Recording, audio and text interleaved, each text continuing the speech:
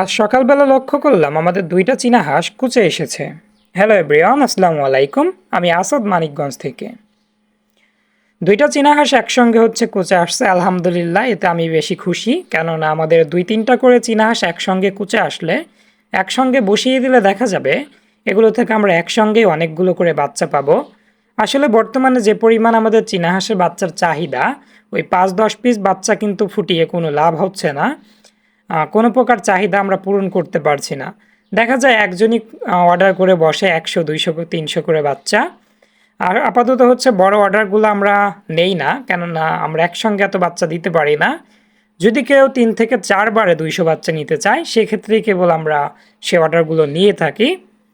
আর প্রত্যেকটা ডিমের গায়ে কিন্তু আপনারা লক্ষ্য করলে দেখতে পাচ্ছেন যে 18 তারিখ লেখে কিন্তু মার্ক করে দেওয়া আছে। এর পিছনে একটা রিজন, আমরা যেহেতু একটা হাঁসের নিচে দেখা যায় 2-3 ব্যাচের ডিমও অনেক সময় বসিয়ে দিতে হয়। বাংটি ব্যাচ থাকলে দেখা যায় 2-3 ব্যাচ মিলিয়ে 5টা 6টা করে ডিম।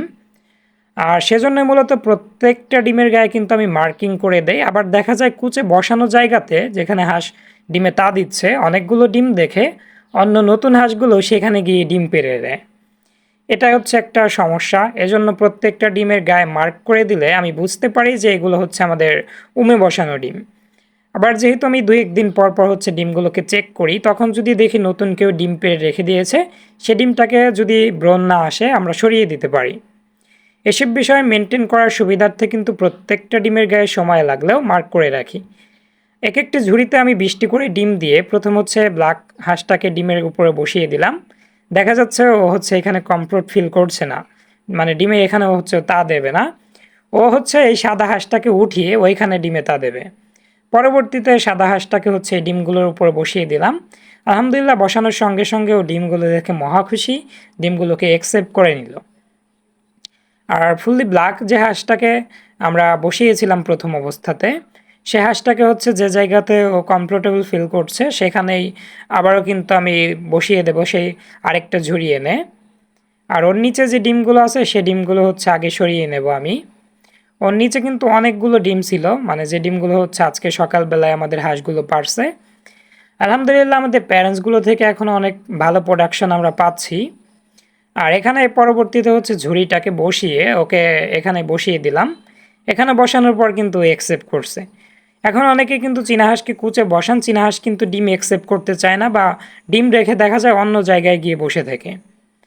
ও যেখানে বসতে চায় সেখানে আপনি ফার্স্ট 2-1 দিন বসিয়ে রাখবেন, পরবর্তীতে আপনার মন ইচ্ছে মতো জায়গাতে ওকে বসিয়ে দেবেন। প্রথমত অনেকগুলো ডিম দেখে দেন, তারপর একটা আনকমন ঝুড়ি, এগুলো কিন্তু আতঙ্কিত থাকে। এজন্যই মূলত দেখা যায় অন্য কোথাও সরিয়ে দিলে ও ডিমে তা দিতে চাচ্ছে না। আর এই পাশে একটা হাঁসের নিচে 12টা ডিম ছিল, আরও 10টা ডিম আমি এখানে বসিয়ে দিলাম। এখন বলতে পারেন এখানে কেন আবার দিলাম। এখন তো 2টা ব্যাচ হয়ে গেল। 2টা ব্যাচ করার পিছনে একটাই কারণ, যেহেতু আমরা 2টা হাঁসকে টোটাল আপনার 40 পিস ডিম দিয়ে বসালাম, আর একটা হাঁসের নিচে 10 পিস, টোটাল 50 পিস ডিম আজকে বসালাম।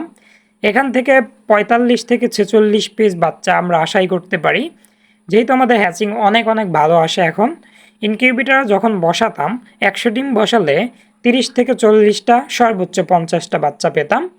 আর এখন যদি আমরা 100 ডিম বসাই মান্থলি, দেখা যায় সেক্ষেত্রে আমরা প্রায় 90 থেকে 95 বাচ্চা পাই অনায়াসে।